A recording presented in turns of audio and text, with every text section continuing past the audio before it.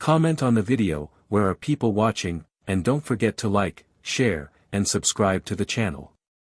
In the quiet community of Willow Creek, Richard Malone had recently settled into his new home, anticipating a peaceful life after years of bustling city living. His delight, however, was short-lived. Within days of moving in, Richard began receiving a series of notices from the local Homeowners Association, HOA, a group he was unaware his home was subject to.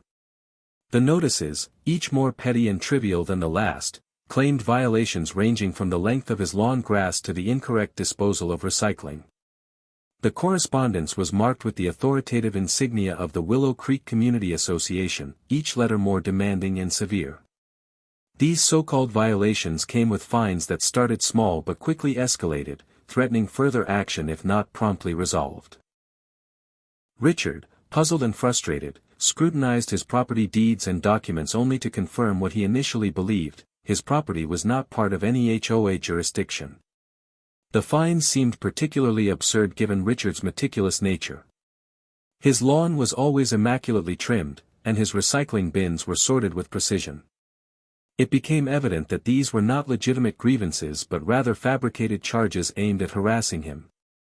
Each notice bore the name of the HOA president, Eleanor Voss, a name that quickly became synonymous with unwarranted authoritarianism in Richard's view. Richard's attempts to contact Eleanor and resolve these misunderstandings were futile. Calls went unanswered, and letters were returned unopened. The situation escalated when a final notice arrived, stating that if the fines were not paid, legal action would be pursued. The stress of these baseless accusations began to take its toll on Richard, casting a shadow over his new home's warm glow. One brisk morning, as Richard was tending to his garden, he was approached by Eleanor Voss herself. With an air of condescension, she handed him another notice of violation. This time, the alleged offense was even more ludicrous: unauthorized garden decor. Eleanor, with her clipboard clutched tightly, detailed the fines and repercussions with a tone that brooked no argument. Richard, having reached his limit, confronted Eleanor about the legitimacy of her claims. He pointed out the inconsistencies and the lack of jurisdiction her HOA had over his property. Eleanor, unfazed, insisted that his property was under their governance and that compliance was not optional. The heated exchange grew intense as Richard categorically rejected the false charges and Eleanor's authority over his home. Eleanor threatened further penalties and left with a promise that the matter would be escalated to legal channels. Richard, determined not to be bullied into submission, decided to investigate the legality of these charges and Eleanor's authority. His resolve solidified: he would not bend to the whims of a tyrannical HOA president who seemed to thrive on control and intimidation. The confrontation with Eleanor had ignited a fire within Richard. He began meticulously gathering all communications and notices from the HOA, documenting every false charge and unfounded claim. Armed with his evidence, Richard sought legal counsel to dispute the HOA's authority over his property. In his meeting with the lawyer, Richard laid out his case, presenting the detailed logs and correspondence that highlighted the absurdity and frequency of the fines. His lawyer, intrigued by the audacity of the HOA's claims, agreed that Richard's property was not part of the HOA and that Eleanor's actions were overreaching at best and potentially illegal at worst. Empowered by legal support, Richard drafted a formal letter to the HOA, denying their claims and demanding a cessation of all harassment. He cited the specific legal boundaries that Eleanor had crossed and warned of potential legal repercussions if the harassment did not stop immediately. As days passed, the atmosphere around Richard's home grew tense. He noticed unusual activities, like unfamiliar cars parked near his home at odd hours, and he suspected that Eleanor was not going to retreat quietly. Despite the unnerving developments, Richard remained steadfast, prepared to defend his rights and his home from the baseless tyranny of a fabricated HOA authority. In the days following his defiant correspondence with Eleanor Voss, Richard Malone's quiet life in Willow Creek was abruptly shattered by a series of disturbing events. One early morning, while Richard prepared his coffee and surveyed his cherished garden, once his sanctuary of calm, he discovered that the front yard had been deliberately vandalized. The once pristine flower beds were trampled, and decorative stones had been scattered with malicious disregard. His prized lavender bushes were defaced by crude graffiti, a scrawled warning that underscored the cruelty behind these acts. This devastation was not random, it was a targeted message of intimidation meant to unsettle him and, by extension, the community. Richard's heart pounded as he inspected the damage. The vandalism was artfully destructive, a clear statement from those aligned with Eleanor's twisted agenda. Rumors in the neighborhood soon began to circulate like wildfire. Whispers in hushed tones mentioned a fabricated warrant being issued against him for ignoring the impossible fines levied on his property. The notion of a warrant, however fabricated it might have been, was enough to induce fear. Neighbors, once respectful and cordial, now exchanged apprehensive glances every time Richard stepped outside, and the atmosphere was thick with dread. Unable to ignore the escalating threats, Richard took measures to secure his property. He installed security cameras along the perimeter and started documenting every unusual occurrence. It wasn't long before the cameras captured shadowy figures lurking around his garden in the dead of night, individuals concealed by hooded jackets whose deliberate action suggested careful planning.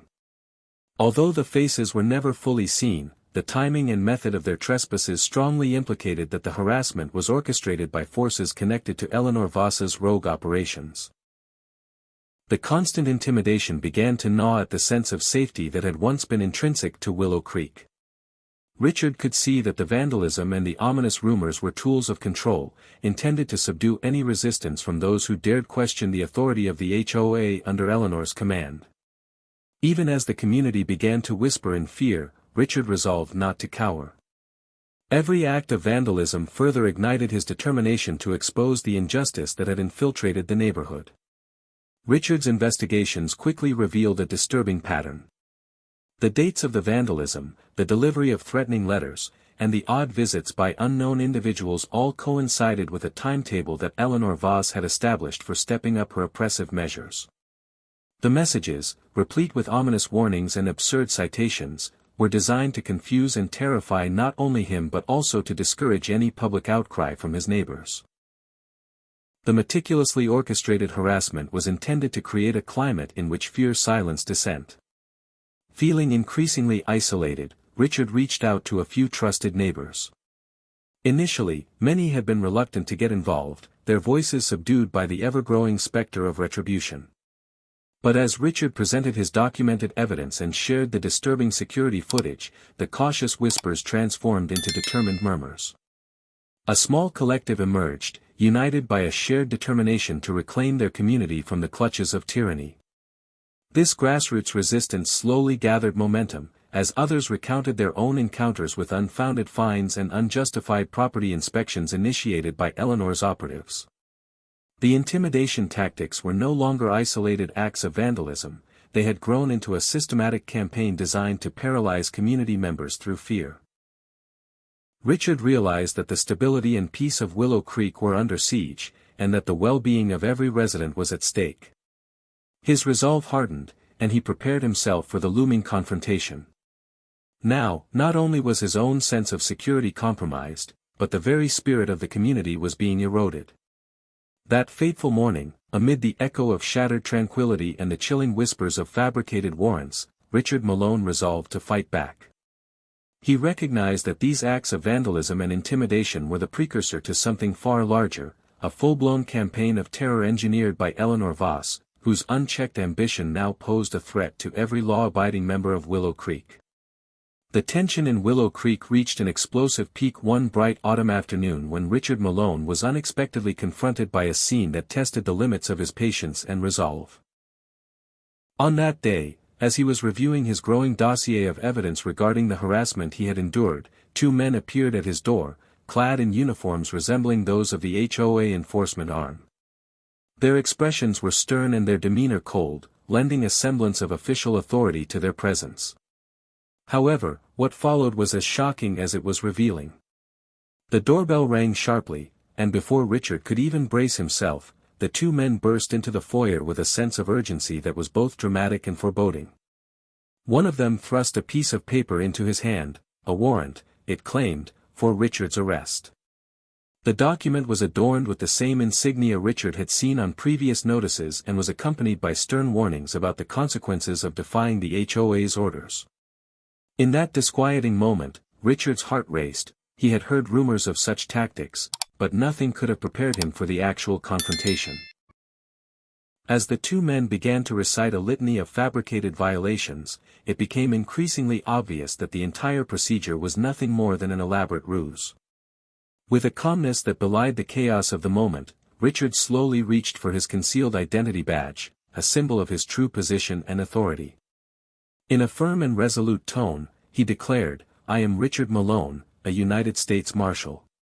The words reverberated through the room, stalling the would-be enforcers in mid-sentence. Shock and disbelief were etched across the faces of the impostors, who had expected submission rather than exposure. With his badge clearly visible, Richard recounted his documented evidence of harassment and abuse, detailing every instance of intimidation and fraudulent fines. The men, now visibly rattled, fumbled with the warrant as it became painfully clear that they had been duped.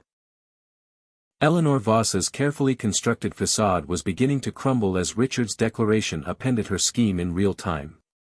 The impostors, having acted on nothing more than fabricated orders and false authority, could only stammer incoherently before retreating.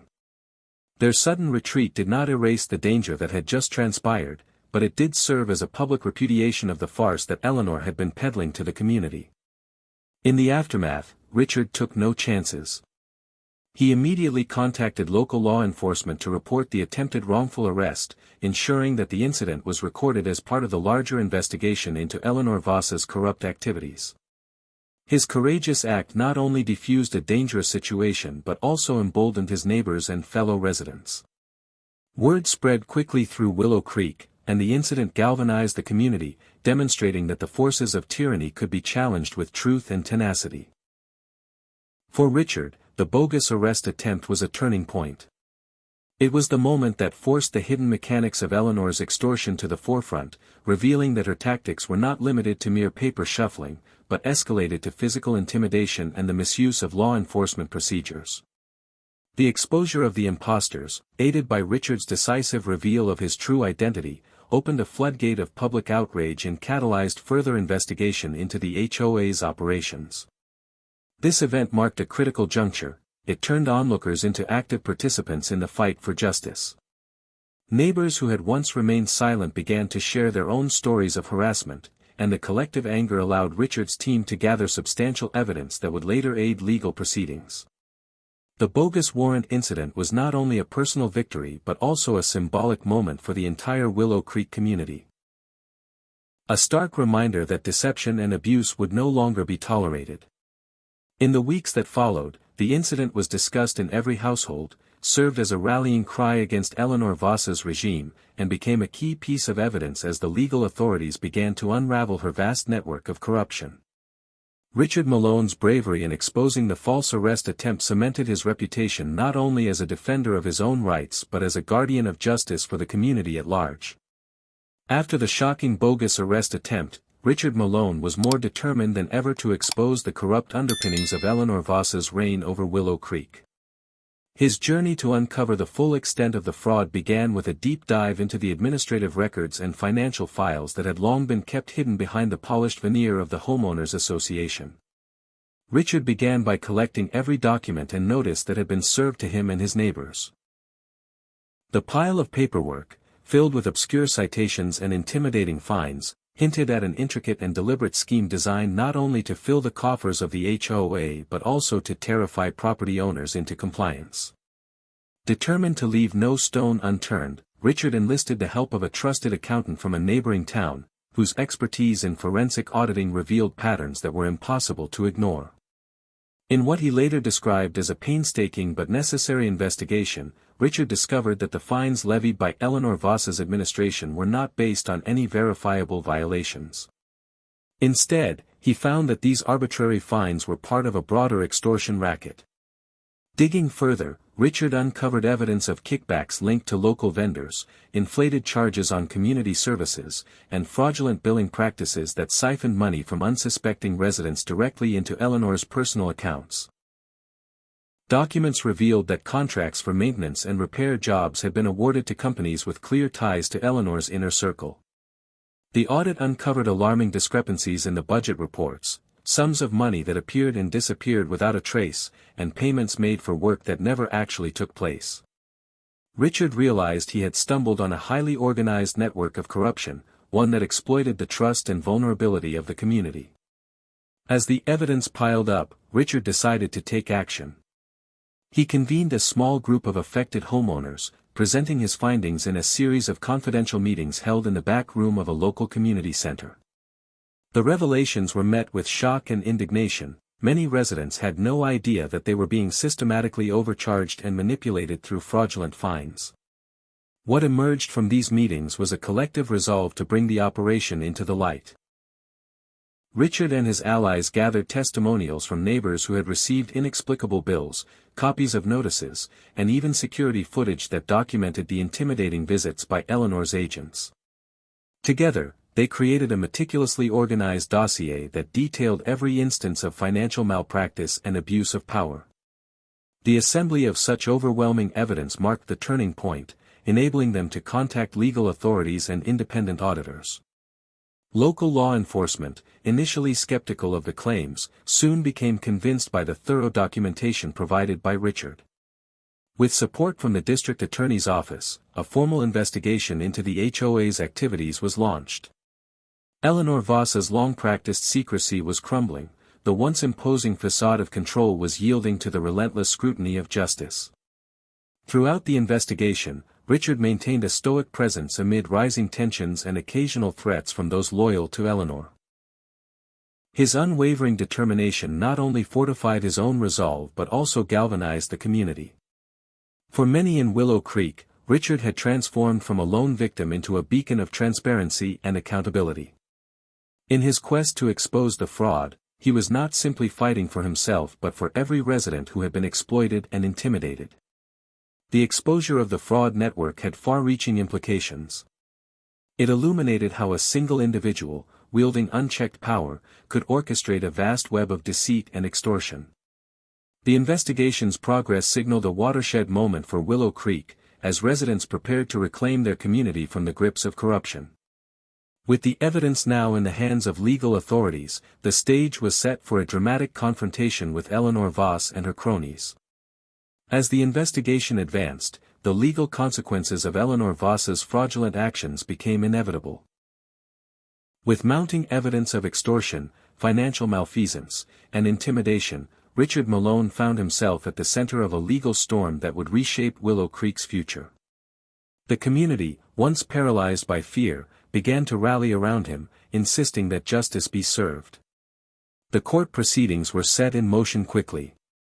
Local prosecutors, bolstered by the extensive documentation Richard and the homeowner coalition had assembled, charged Eleanor with a series of criminal offenses. The charges ranged from fraud and extortion to impersonation and vandalism related to the intimidation campaign. The courtroom became the battleground where Richard's evidence was pitted against the elaborate facade of the HOA's authoritarian rule. During the trial, Richard's calm testimony stood in stark contrast to the frantic admissions of the HOA's enforcers. His detailed account of the myriad abuses, complete with photographs, financial records, and video evidence, left little doubt about the extent of Eleanor's corruption. One key moment was his presentation of the audio-visual recordings that documented shadowy figures vandalizing his property, an incontrovertible demonstration of the intimidation tactics that had plagued him and his neighbors. The prosecution built a compelling narrative, illustrating how Eleanor had exploited her position to create an environment of fear and submission.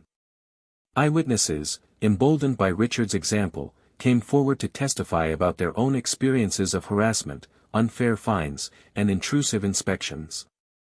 Their testimonies provided a human face to the extensive documentation and added emotional weight to the charges. In a dramatic climax to the trial, the jury deliberated for only a few days before returning a verdict that left the courtroom in stunned silence. Eleanor Voss was found guilty on multiple counts, her actions condemned as a gross abuse of power. The sentence, heavy and uncompromising, was designed to serve as a deterrent against any future attempts to manipulate community governance for personal gain. Comment down below where you're watching from and don't forget to like and subscribe if you hate Karen. 5 minutes before noon, the backyard of 12, Juniper Lane was a postcard of early summer ease. 7-year-old Liam and his 9-year-old sister Maya bobbed in their bright blue inflatable pool, goggles askew, shrieking with the pure delight only the first Saturday of vacation can brew. Their mother, Alex Morales, dashed inside for what she expected to be a 2-minute bathroom break, leaving the sliding door ajar so she could still hear the splash symphony. Those 120 seconds proved long enough for chaos to vault the cedar fence. Karen, self-appointed guardian of the Sandstone Ridge HOA ethos, seized the moment. The 40-something neighbor, khaki visor, whistle on a lanyard like she'd been hired by an invisible aquatic authority, marched across the lawn.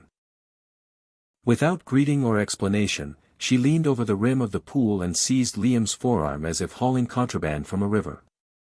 "Out! You don't belong here," she barked, voice slicing the June air. Startled, Liam slipped beneath the surface while Maya's floa tie spun sideways. Chlorinated water sloshed over the deck, a beach ball rolled toward the tomato planters. Alex, hearing the commotion, rounded the corner just in time to witness Karen's second lunge, this one aimed at Maya's elbow. The girl recoiled, eyes wide, thin scream strangled by confusion. In that instant, Alex's backyard no longer felt like home but an occupied zone patrolled by a stranger's delusion. For a heartbeat Alex froze, processing the surreal tableau, her children terrified in their own pool, a neighbor's fingers digging into sun-warmed skin, and no rational thread connecting the two. Then maternal adrenaline surged. Alex vaulted the deck steps, voice already rising, unaware that within the next quarter-hour police sirens would wail, alliances would pivot, and Karen's self-assumed jurisdiction would implode in public view. Sirens wailed before Alex could finish the sentence that was already shredding her vocal cords. Liam and Maya clung to the pool's rim, half out of fright, half to keep Karen's flailing hands from yanking them ashore. The neighbor's cell phone was still pressed to her ear, broadcasting shrill commentary to 911, minor intruders, private pool, urgent. She punctuated each word by splashing water toward the kids as if baptism could cleanse the trespass in her imagination.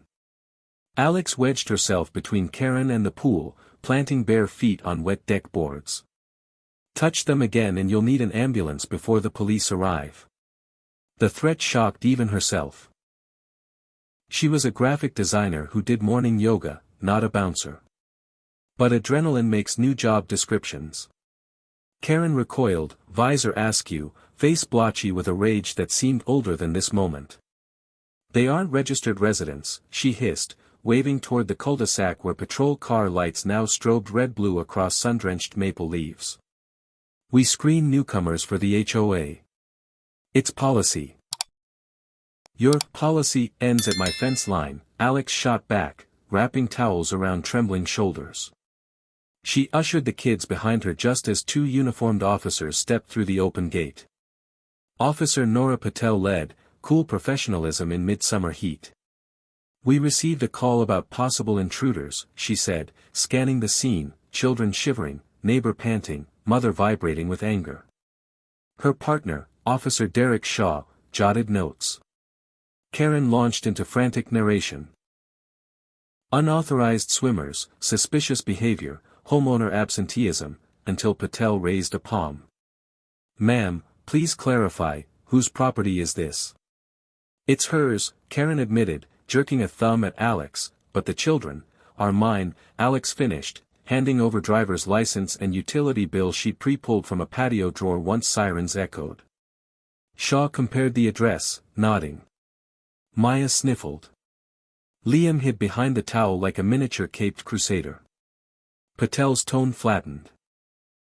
"Ma'am, did you climb a fence and physically grab these minors?" "They were violating HOA rules," Karen snapped, as though citation trumped consent. Shaw clicked his pen. "Which rule allows physical contact?" Silence. A sparrow chirped, oblivious. Patel turned to Alex. "Do you wish to press charges for trespass and simple assault?" Alex glanced at her kids. Maya's chin quivered, Liam's goggles fogged with hot tears. Memory flashed, little arms yanked mid-laugh, innocence pierced. Yes, she breathed. I do. Handcuffs glinted like chrome punctuation. Karen's protest rose, shrill and sputtering, until Shaw read Miranda rights that soaked the air in finality. Neighbors peeked over fences, camera phones appeared. Within minutes Karen sat in the back of the cruiser, visor abandoned on Alex's lawn like a surrender flag. Patel handed Alex a card. Victim services will call within 48 hours. Get that gate latch repaired, she accessed by standing on a planter. Alex nodded, relief colliding with aftershocks. Liam asked, is the pool closed? Patel crouched to his level. Pool's open, buddy. The rules are simple, you belong, she doesn't. When the cruiser rolled off, Maya whispered, Mommy, what does HOA even mean? Alex hugged them close, eyes on retreating taillights. Sometimes, she said, it stands for hardly our authority. Part 3, ripples beneath the surface. 2 hours after sirens faded, quiet returned to Juniper Lane. But Alex's mind raced louder than any patrol car. She set the kids up with popsicles and cartoons, retreated to the kitchen island, and opened her laptop. If Karen's madness could steamroll an afternoon, what groundwork had been laid long before? Browser tabs multiplied, Sandstone Ridge HOA bylaws, neighborhood Facebook posts, county property records. She saw a timeline emerge like patterns in code. 3 months earlier HOA newsletter bragged about a new neighborhood integrity initiative. In small print, all residents encouraged to report unfamiliar individuals for safety verification. Asterisk led to nothing. 6 weeks earlier a thread on the local Facebook group, Karen chastising teens for skateboarding, tagging them as outsiders, despite 3 commenters confirming they lived 3 blocks away. Last week door-to-door leaflet, Karen's handwriting, urging families to register children's photos, to streamline security. Alex realized she'd tossed that note unread into recycling. The woman's obsession with gatekeeping had long incubated. Her phone buzzed, caller ID read Gus, across the street. She answered. Just heard what happened, Gus rumbled. Half the block's mortified. Karen's been sniffing for a showdown. Alex exhaled. It was a showdown all right. The kids are rattled. Town hall meets Monday. You'll have support. He paused, conspiratorial. Word as Karen called the HOA president from the cruiser, begging for a statement. They're backpedaling. Support was comforting, but Alex foresaw backlash too. The HOA wielded fines like fly swatters, they could make life bureaucratically miserable. She drafted an email to Renee Gordon, HOA president, concise account, police case number, intention to install security cameras. She hit send, unwilling to hide. That evening, Liam refused the pool. He sat on the deck steps clutching his snorkel. What if the yelling lady comes back? Maya patted his back. Alex's chest tightened, fear had replaced carefree splashing. She needed to reclaim that water for them. She texted her husband, Diego, away on a business trip, kids shaken. Karen arrested. Can you fly home early? Dots pulsed. His reply, on standby list. Be there tomorrow night. At bedtime, Alex watched the children's slow breathing, then returned to the yard under porch light glow. Chlorine scented the humid air, ripples lapped softly against vinyl walls, echoing questions. How deep did HOA authority run? How many neighbors silently judged Liam's caramel skin or Maya's curly hair as foreign? She dipped a toe into the water, still warm, still theirs. In the reflection, moonlight shimmered like a promise, tomorrow, they'd swim again. But first, Alex would pull every rotten plank of prejudice into daylight. Part 4. Paper shields and porcelain masks. Monday dawned with Diego's red-eye flight landing at 6 a.m. He arrived bleary but determined, hugging Liam and Maya so tightly they squeaked. Over breakfast churros he got the full replay, tiny hands mimicking Karen's claws, siren sound effects supplied by Maya.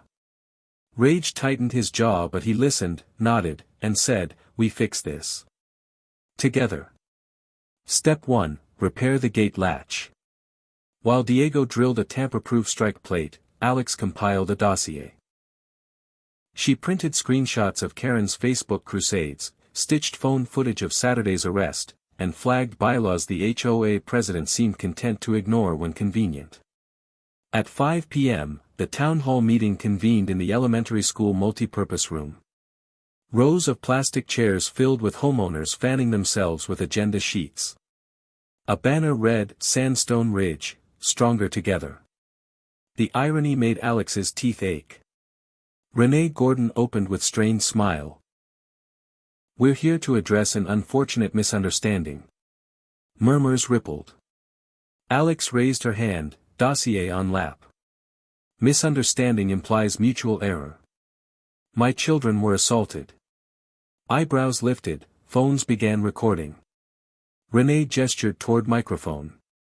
Alex stood, pulse thrumming, and recounted Saturday in meticulous detail, evidence slides projected from a USB she'd loaded with the custodian beforehand. Gasps punctuated the timeline, Diego flanked her like a silent pillar.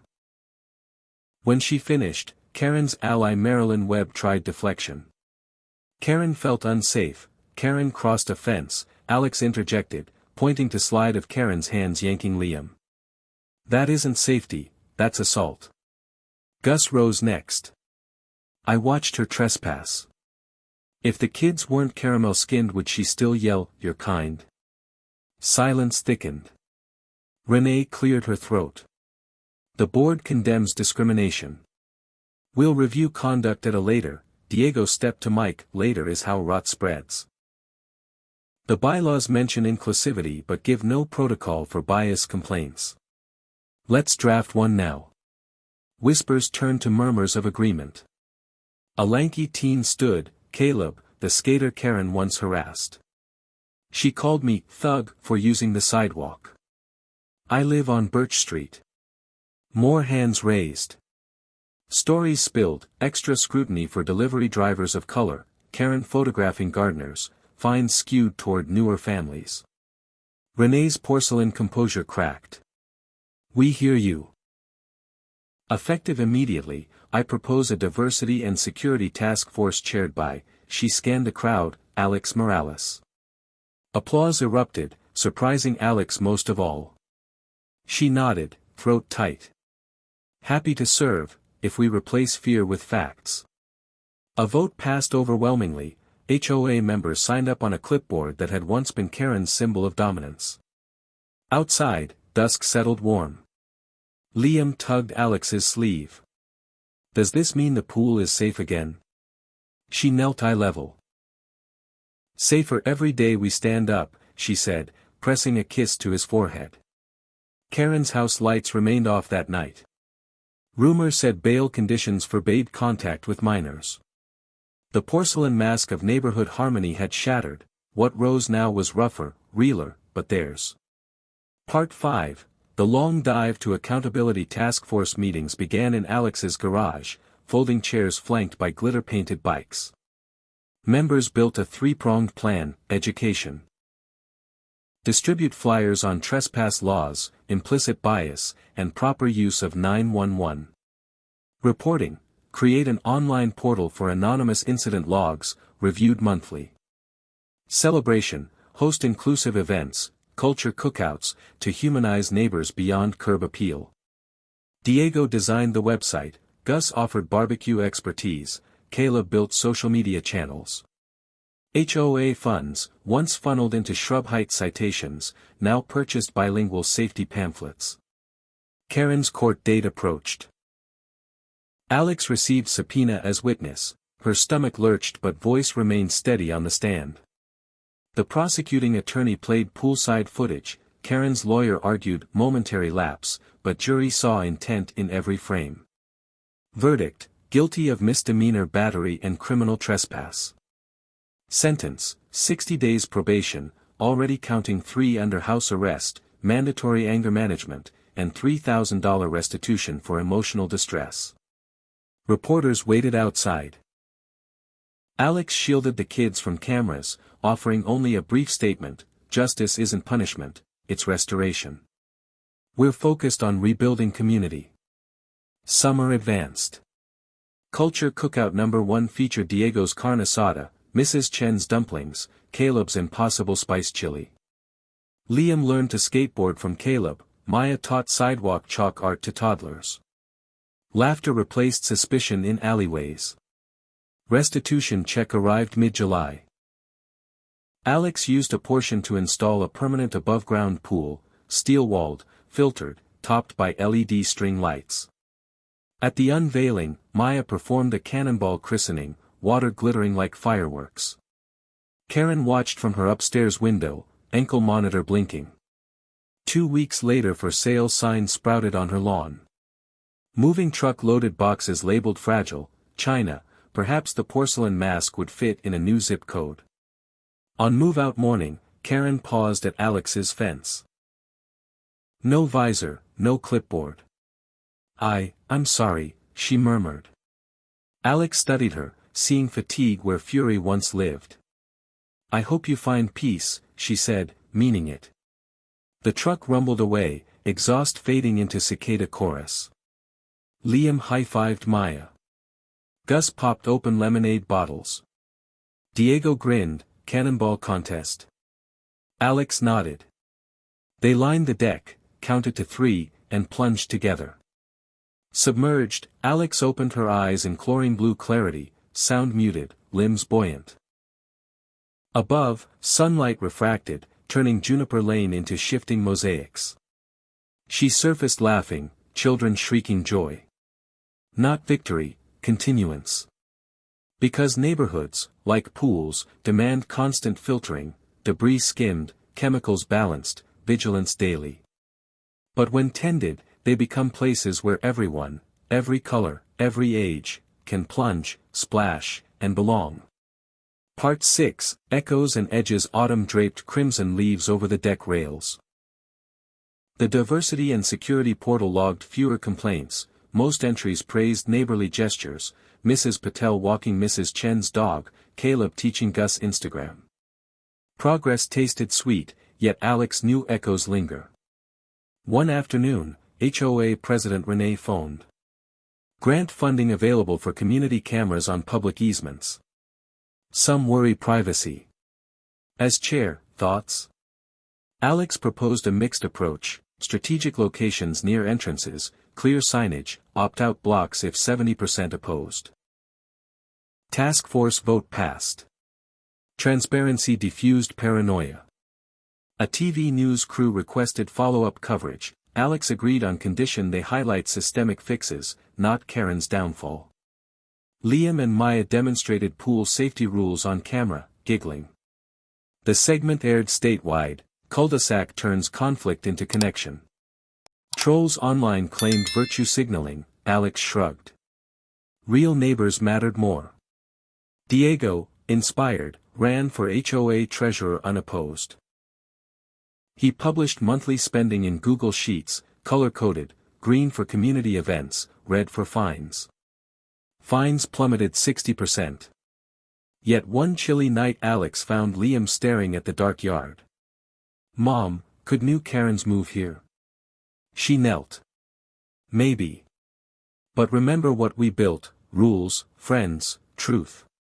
That's stronger than fear."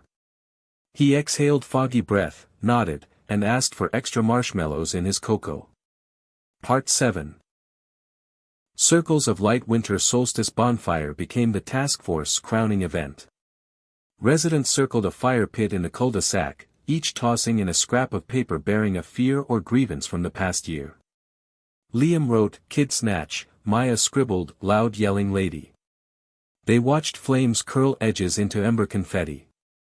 Diego strummed guitar, Mrs. Chen's grandson accompanied on cajon. Snow flurried like powdered sugar under street lamps. Renee passed out lanterns. When lit, they formed rings of soft light, pulsing symbol of shared watchfulness. Alex spoke last, voice steady. "A year ago we let one person's suspicion shape our story. Tonight we write together." She released her lantern, others followed, golden orbs floating until they merged with stars. At midnight, neighbors drifted home, but Caleb and Gus lingered to douse embers. Gus clapped Caleb's shoulder. "Not bad for a skateboard punk." Caleb grinned. Alex snapped a photo. Generations bridged by trust. Back inside, Liam and Maya slept beneath new quilts stitched with maples and waves. Alex kissed their foreheads. As she closed the door, she glimpsed the lantern's afterglow through frosted glass, a constellation crafted by choice. Part 8, A letter across fences. April rain tapped the mailbox. Inside, an envelope bearing a Toronto postmark. Alex opened it, expecting junk, but froze at the signature. "Dear Morales family, therapy assignments include amends letters. You were my harshest lesson. I am grateful it ended without tragedy. I hope Juniper Lane is thriving." Karen enclosed, a cashier's check for $1,000 made out to Sandstone Ridge Community Fund. Alex showed Diego. They decided to circulate the letter, with Karen's permission, as proof that accountability can yield growth. The board voted to apply funds toward a scholarship for local teens pursuing conflict resolution training. Caleb became the first recipient. In an interview for the high school paper he said, "We learned fences aren't just to keep people out, they're places to lean and talk." Part 9, Ripple-free water. June again, sunny, cicadas thrumming. The pool hosted its first zero-gravity book club, kids floating on noodles while parents read chapters aloud. Liam chose Treasure Island, Maya Hidden Figures. Water mirrored sky, undisturbed. Alex lounged on a deck chair, sipping iced tea. She glanced at the repaired fence, no peering faces, only ivy reclaiming planks. A ping on her phone, portal update. She opened it, no complaints, just Gus posting a dad joke meme. Diego joined her, shoulder brushing hers. 1 year since everything blew up. "And look," Alex said, waving at splashing kids, neighbors chatting over hummus platters. "Not a cannonball of karma, call it waves of change." He chuckled. "Title of your TED Talk?" "Maybe." She raised her glass. To fences respected, pools protected, and communities that finally figured out the real deep end. They clinked, sunlight refracting through ice, scattering tiny rainbows across the water, the only ripples Alex wanted to see for a very long time. Richard Malone's role in the trial earned him widespread recognition. He was lauded not only for his bravery but also for his commitment to justice and community service. His actions had exposed a network of deceit that had reaped illicit profits at the expense of innocent homeowners. The verdict was celebrated as a victory for transparency and accountability, a clear repudiation of the tyranny that had once gripped Willow Creek. In the aftermath of the trial, the community did not immediately return to normalcy. The shock of the revelations and the severity of the sentence left many residents grappling with the scars of the prolonged period of intimidation. However, the conviction of Eleanor Voss laid the foundation for a new era in community governance. Legal reforms were swiftly proposed to ensure that no single individual could ever again consolidate so much power over an entire neighborhood. Richard continued to play an active role in the rebuilding process, working closely with the interim HOA board to draft policies that enshrined fairness, transparency, and accountability. The community meetings that once brimmed with fear and trepidation were replaced by open forums where every resident had a voice. Trust, once shattered, began to be pieced back together, slowly but surely, under the watchful eyes of local authorities and civic leaders. The legal reckoning had not only punished the wrongdoer but had sparked a broader conversation about governance, power, and community rights. It was a transformative moment in Willow Creek's history, proving that even the most deeply entrenched corruption could be uprooted when communities unite in the spirit of justice. In the months following the legal proceedings, Willow Creek experienced a renaissance, a transformation from an atmosphere of fear into one of hope and renewal. The conviction of Eleanor Voss was not merely a punitive measure, it marked the beginning of a community-wide healing process. Richard Malone, having borne the brunt of the corruption, emerged as a respected figure and a leader dedicated to restoring the neighborhood's trust and dignity. Under the guidance of Richard and the new interim HOA board, reform measures were rapidly implemented. New policies were enacted to ensure transparent financial practices and checks on administrative authority. The community, once subdued by intimidation, now embraced a spirit of democratic participation. Town hall meetings became a common sight, where every resident could voice concerns and offer solutions. The physical scars left by the vandalism and neglect were addressed through collective effort. Neighbors organized cleanup drives, repaired damaged public spaces, and even began tending to community gardens. Each act of rebuilding served as a symbol of their resilience. Proof that the damage inflicted by abuse of power could, with time and cooperation, be healed. Richard's personal journey was reflected in the broader transformation. No longer seen solely as a victim, he was now considered a champion of justice, an emblem of the community's fight against corruption. His actions had demonstrated that standing up for one's rights could lead to profound change, inspiring others to take action against injustice, no matter how daunting it might seem. Moreover, the saga of Willow Creek became a cautionary tale that extended beyond its borders. Local media covered the story extensively, and it sparked discussions in neighboring communities about the importance of transparent governance and citizen involvement in local affairs. The public acknowledgement of systemic abuse served as a powerful deterrent against similar practices elsewhere. As the community emerged from its long winter of oppression, celebrations of renewal grew. A large community festival was organized in the town center, symbolizing a fresh start and the re-establishment of trust between residents and local leadership. Speeches were made, and Richard was honored for his relentless pursuit of justice. In his address, he reminded everyone that vigilance and unity were the true cornerstones of a free and fair society. Willow Creek's journey from a place of shadowed fear to one of open collaboration became a beacon of hope, a message that even in the face of overwhelming abuse, justice and truth could prevail. Richard Malone's legacy, intertwined with the community's rebirth, was a testament to the enduring power of collective action.